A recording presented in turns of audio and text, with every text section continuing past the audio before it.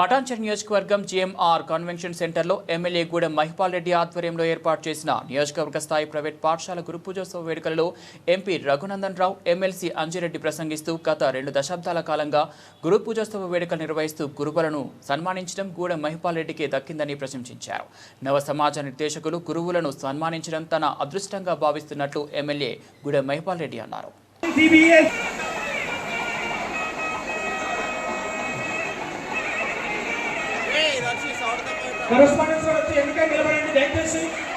వీళ్ళందరినీ పటాన్చెరులో వేరు అకేషన్స్ లో కలుసుకొని వేరు సందర్భాలుగా రకరకాలైనటువంటి మాటలు మాట్లాడినప్పటికీ కూడా ఈ రోజు డాక్టర్ సర్వేపల్లి రాధాకృష్ణన్ గారిని గుర్తు చేసుకుంటూ అంత గొప్పటి అంత పవిత్రమైనటువంటి వృత్తిలో ఉన్నటువంటి మీరు, నేను ఎప్పుడు చెప్పినా చాలాసార్లు చెప్పుకుంటే మళ్ళీ చెప్పిపోతున్నదే, the destiny of a nation is decided in the 4 walls of classroom. ఏ దేశ భవిష్యత్తు అయినా తరగతి గది యొక్క 4 గోడల మధ్యలో నిర్మించబడుతుందని స్వామి వివేకానంద గారు చెప్పినట్టు ఈ దేశాన్ని ఇంత గొప్పగా నిర్మిస్తున్నటువంటి మా ఉపాధ్యాయ మిత్రులందరూ కూడా నేను శుభాకాంక్షలు అభినందనలు తెలియజేస్తా ఉన్నా. ఎందుకంటే 4 రోజుల క్రితం పక్క దేశాల్లో జరిగినటువంటి కొన్ని సంఘటనలు చూసినాం. ఏ దేశం అది? ఏమైంది? మా టీచర్ లోని పుస్తకాలు చదువుతుందా? General knowledge చూస్తలేరా? 4 రోజుల క్రితం మన పక్క దేశంలో ఒక దేశంలో కొన్ని సంఘటనలు జరిగినాయి. దురదృష్టకరం. ప్రధానమంత్రి వాజ్పేయిలు పార్లమెంటుకు లింపు పెట్టిరు, రక్షణ శాఖ మంత్రిని ఉడిపించుకుంటూ కొట్టిరు. ఇట్లాంటి అతి కార్యక్రమాన్ని కంట్రోల్ చేయాల్సింది ఎవరంటే, విద్యార్థుల్ని సరి అయిన రీతిలో నడపాల్సింది ఎవరంటే, మొక్కయు వంగనిది ప్రాణయు వంగున అంటే, అట్లాంటి తప్పులు ఎక్కడ జరిగినా దానికి పూర్తి బాధ్యత ఎవరు వహించాలంటే పెద్దలు అయినట్టే. వీళ్ళకి చదువు చెప్పిన సార్లు ఎవరో మంచోళ్ళు గొప్పోళ్ళు అయితేనే ఈ లీడ కూర్చొని ఇంత గొప్పోళ్ళు అయితే తప్పితే మీరు లేకపోతే ఈడున్న మేము లేవు అనేది మీరు అర్థం చేసుకోవాల్సినటువంటి అవసరం ఉంటుంది. అది మీరా ఇంకొక టీచరా? The credit goes to teacher itself. మమ్మల్ని ఇంత దూరం మౌలు చేసి మమ్మల్ని ఇంత దూరం పంపించిందంటే మాకు చదువు చెప్పినటువంటి సార్లను మేము మర్చిపోకుండా ఉండలేము. నేను చాలా సందర్భాల్లో చెప్తా, నా మీద బాగా ఇంపాక్ట్ చూపించినటువంటి ఒకే ఒక టీచర్ పేరు సంపత్ కుమార్ సార్ అని ఒక టీచర్. బై ప్రొఫెషన్ అయిన ఫిజిక్స్ చెప్తాడు. మాకు ఇంటర్మీడియట్ లో ఫిజిక్స్ చెప్పేటువంటి ఒక టీచర్ పేరు సంపత్ కుమార్ సార్. రామయ్య సార్ కూడా మా సిద్దిపేట సార్ కాలేజీకి వచ్చిండ్రు. రామయ్య గారు ఎమ్మెల్సీగా చేసి మీకు అందరికీ తెలిసినటువంటి మ్యాథమెటిక్స్ లెక్చరర్ రామయ్య సార్ కూడా మా సిద్దిపేట కాలేజ్ లెక్చరర్. నాకు సంపత్ కుమార్ సార్ ఎందుకు నచ్చుతాడంటే, నేను ఇంటర్మీడియట్ లో ఉన్నప్పుడు 1985 ప్రాంతాల్లో పిల్లల్ని దయచేసి ఎక్కడికక్కడ డిస్కరేజ్ చేయాల్సినటువంటి బాధ్యత మీ మీదనే ఉంటుంది. కోసం మీరు పనిచేస్తున్నారని నేను అనుకుంటలేదు. ఈ సమాజాన్ని సరిదిద్దాల్సినటువంటి ఒక పవిత్రమైన వృత్తిలో ఉన్న మీరు ఎంత వచ్చినా ఎంత గొప్పగా తెచ్చుకుంటున్నారు, ఎంత బాగా పనిచేస్తున్నారు అనే దాని మీద డిపెండ్ అయింది తప్ప నో డౌట్ జీతం ఇంపార్టెంటే. కష్టాల్లో ఉన్నటువంటి టీచర్లకి సౌలతులు కావాలని కోరుకోవడం, ఈఎస్ఐ కావాలి, పిఎఫ్ కావాలి, మాకు ఇంకా కావాలి, మాకు ప్లాట్లు కావాలి, మాకు ఇల్లు కావాలి, నథింగ్ ఈజ్ రాంగ్. మీరు అవన్నీ కోరుకోవడంలో ఎక్కడ కూడా తక్కువ ఉందని నేను అనుకుంటలేదు. కానీ మీకంటే తక్కువ ఉన్నటువంటి అనేక మంది వేరే వృత్తులలో పనిచేస్తున్న వాళ్ళని గుర్తు చేసుకొని మమ్మల్ని ఏడికి పోయినా గుర్తిస్తారు, గౌరవిస్తారు. మా టీచర్ వచ్చిందని చెప్పి లేచి గుర్తి ఇస్తారు. ఇంతకంటే గొప్ప గౌరవాన్ని ఒక టీచర్ విద్యార్థుల నుంచి ఆశించాల్సినటువంటి అవసరం ఉందని అయితే నేను అనుకోను. మనకుండే కష్టాలు మనకుంటాయి, మనకుండే మానసిక సంఘర్షణ మనకుంటుంది, ఇంట్లో ఉండే అవస్థ మనకుంటుంది.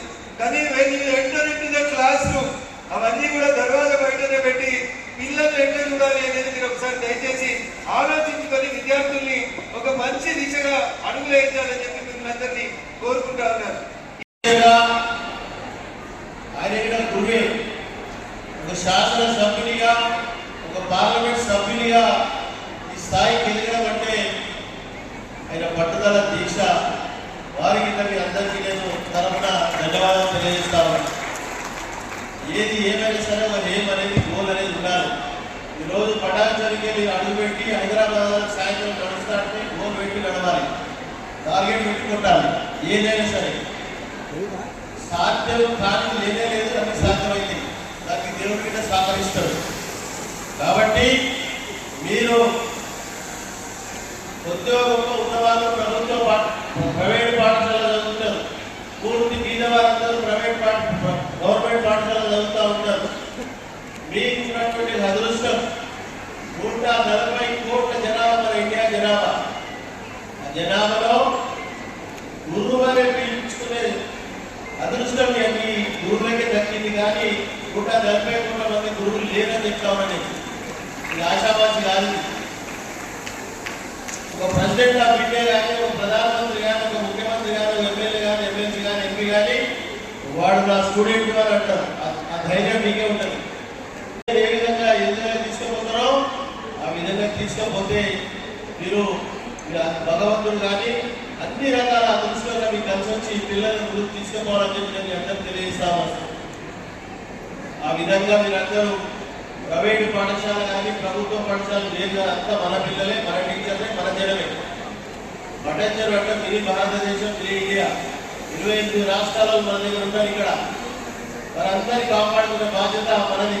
మనంతా తెలంగాణ బిడ్డలే, కంటికి రెప్పలాగా చూస్తున్న బాధ్యత మనది.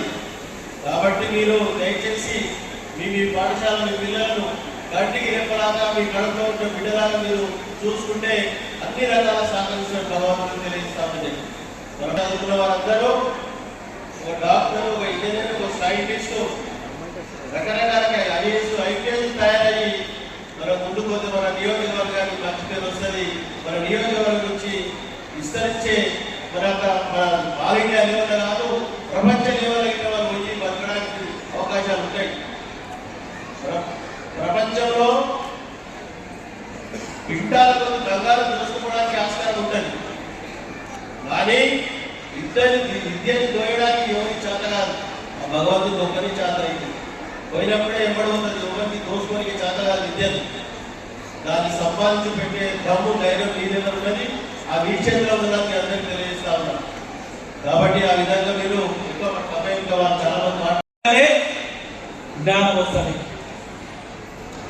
అదేవిధంగా తల్లిదండ్రులు ఎంత డబ్బు సంపాదించినా ఒక కొడుకు ఆ ధనము ఖర్చు పెట్టినా కొద్దిగా కరిగిపోతుంది. విద్య ఏదైతే గురువులు చదువు చెప్పిన జ్ఞానాన్ని ఎంత పంచినా అది కరగదు. అదేవిధంగా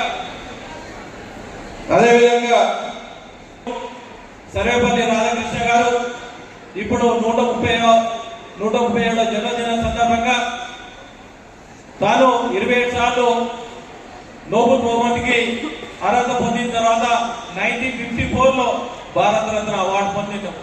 40 సంవత్సరాలు టీచర్ ఉద్యోగం పనిచేసి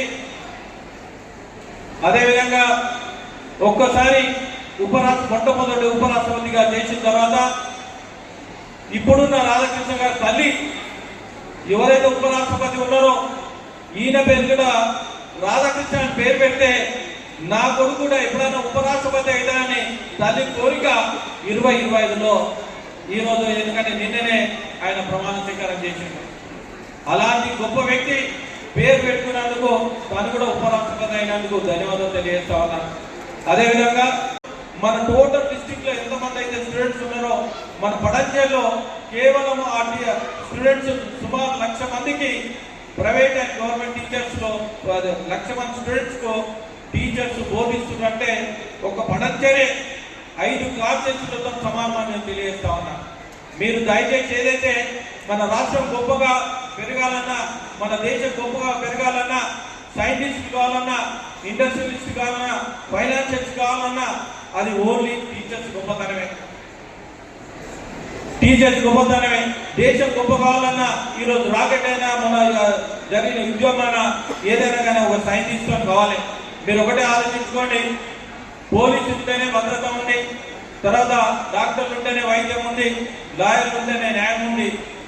అదేవిధంగా ఈ టీచర్ లేకపోతే పై వాళ్ళు ఇవ్వలేరు.